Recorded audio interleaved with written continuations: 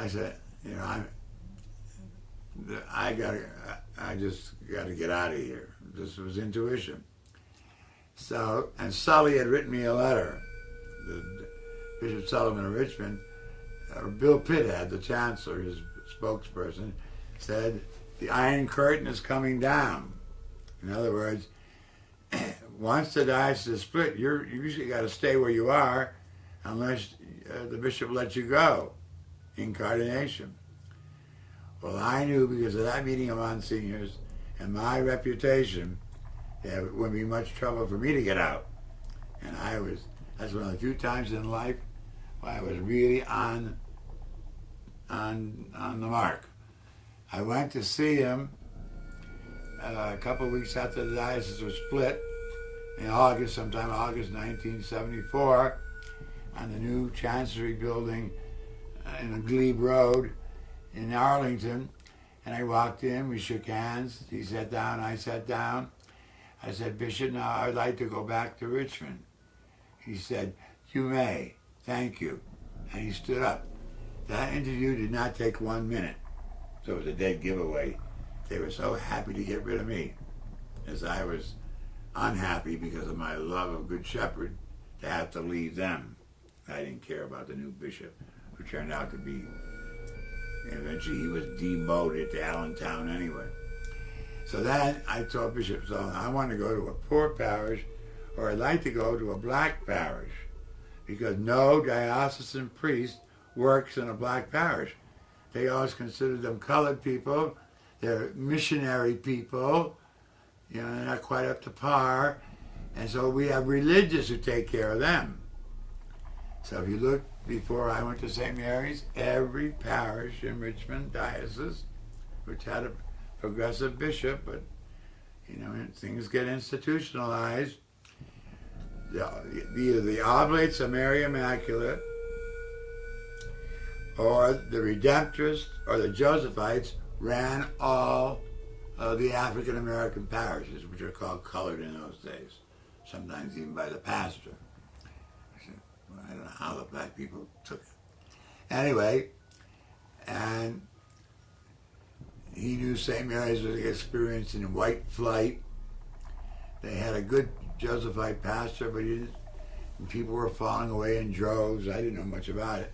Anyway, he appointed me pastor of St. Mary's. He said, okay, you want a black parish? I'll give you one.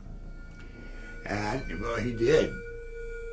And, you know, when I arrived, I couldn't believe the condition of the rectory. The church was falling apart, not because of the black people, but because of the white people who had all run away.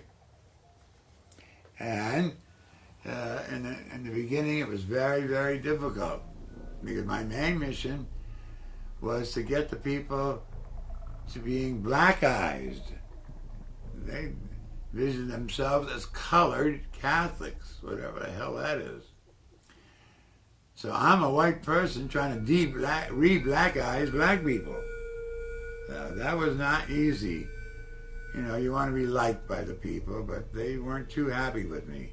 I remember once I changed the stationery to St. Mary's Black Catholic Church, and they made me change it back to just St. Mary's Catholic Church. I knew why, but I said, we got to get black.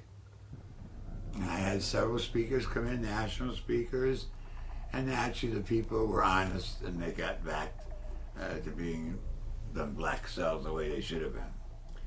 Got a lot of hostility from the middle-class blacks who were half the parish.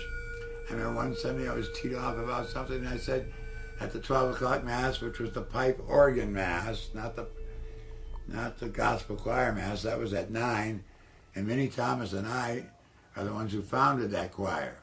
Before that, they had young black people, like in a white folk group, which almost made me vomit when I first got there.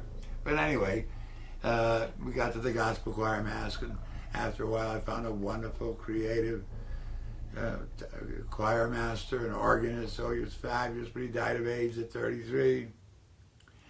Anyway, he had the best gospel choir in Norfolk, better than any Protestant church. Sophisticated, and they weren't screamers or shouters. They were real musical people. And of course we were very proud of them. But the older Catholics didn't like that black stuff. So they came to the 11 o'clock, 12 o'clock Mass, which I got mad one Sunday, I said, which I called the High Yeller Mass, to tease them. But it's pretty serious stuff to tease people about, but you know me. So I teased them. But one Sunday I said, what are we going to do? We're African, you're African American. I said, the trouble with you all is you all been de-blackized and Romanized. They never forgot that. For about 4 months, not too many people talked to me after the 12 o'clock Mass. But I knew I was right.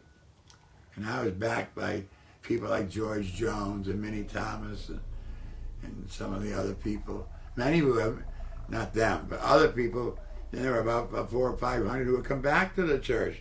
They wanted a black church, as any ass would expect. So that was a tough period of my life. Plus I was heavy into drinking. But I was still working, doing my duty. But, was no excuse. But then, you had to put up all the hostility of the blacks against the whites.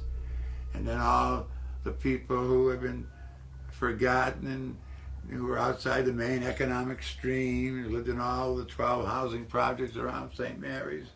You had to make them welcome and financially support them when you could, and get into the fighting couples and all that stuff.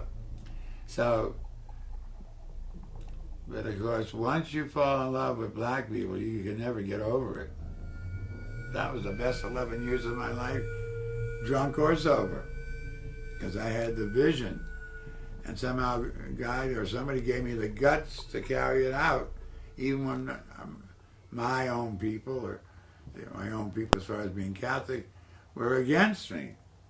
But slowly, of course, they knew who they were. You don't tell black people who they are.